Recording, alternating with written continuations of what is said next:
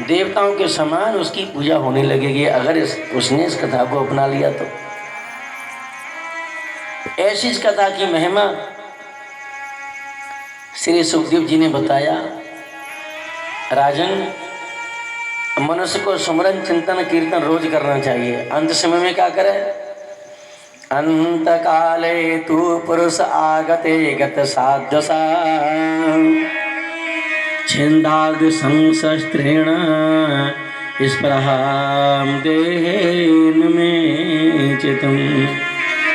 तो ये जो हमारा परिवार में मोह है, ये जो हमारा व्यापार में मोह है, ये जो हमारा संसार में मोह है, इसे वैराग्य के शस्त्र से मोह की डोरी को काट के अपने मन को भगवान के चरणों में लगा दे, उसका उद्धार हो जाएगा। बोलो भागवत भगवान की। अच्छा सुनिए, अंत समय आए तो हमें ये संसार याद आता है, परिवार याद आता है। भाग्यशाली वो लोग हैं अंत समय आए और भगवान याद आ जाए। हाँ, वो भाग्यशाली है। जिस परिवार में रही हैं, जिस व्यापार में रही हैं, वो तो याद आता ही है, प्रायः आता है, ज़्यादातर आता है।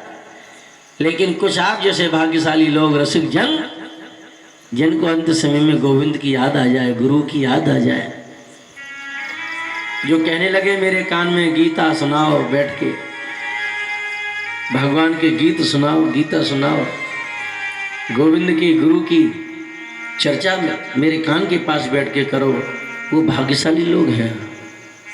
गोविंद के और गुरु की मूर्ति फोटो मुझे दिखाओ, दर्शन करवाओ, वो भाग्यशाली लोग हैं। अन्यथा तो परिवार को सभी याद करते, हाय हाय करते सब चले जाते हैं। हाँ। सुखदेव जी ने बहुत अच्छा साधन धर्म सम्राट राजा परीक्षित जी के माध्यम से हमको सबको दिया। जाना जरूर है, तैयारी रखो वहां की, और अंत समय में मन गोविंद के चरणों में होना चाहिए। अच्छा ठीक है महाराज, समझ में आ गया। महाराज ये भी बताओ कि ये दुनिया भगवान ने क्यों बनाई, इसका कारण क्या था, कैसे बनाई? मेरे पास तो अभी समय है, तो आप मुझे भगवान की कथाएं सुनाइए। और भगवान की कथा वो सुनाने लगे।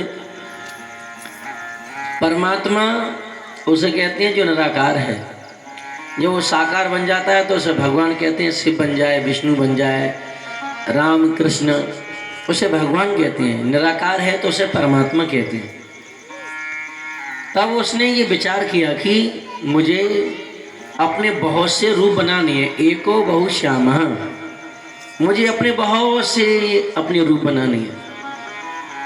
और अपने रूप बनाने के लिए भगवान ने 5 कर्मेंद्रियां, 5 ज्ञानेंद्रियां, 5 तत्व और 5 विषय, 4 सूक्ष्म इंद्रियां, ये कितने हो गए? 24।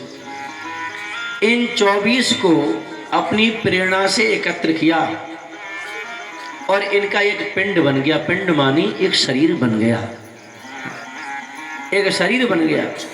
और वो शरीर ऐसे ही पड़ा रहा, उस शरीर में कोई क्रिया प्रतिक्रिया नहीं हुई। तब परमात्मा ने उसमें अपनी शक्ति का संचार किया।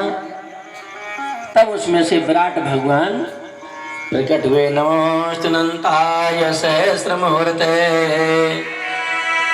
सहस्रपादाख्य सुरूर्बाहुवे सहस्रनामने पुरुषाय शाश्वते सहस्रकोटि युगधारिणे नमः।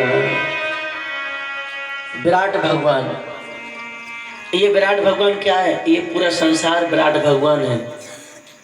मैंने आपको बताया ना कल, पूरा संसार ये भगवान का रूप है। तो इसमें विराट भगवान की जो रोम रोम है उनमें से जल की धाराएं निकलने लगी और वो उसी में रमण करने लगे, इसलिए नाम उनका नारायण हो गया। बोलो नारायण भगवान की नाभि में से कमल निकला, कमल आकाश में गया, उसमें से ब्रह्मा जी का जन्म हुआ। ब्रह्मा जी कमल के फूल पर बैठे बैठे विचार कर रहे कि मेरा जन्म क्यों हुआ।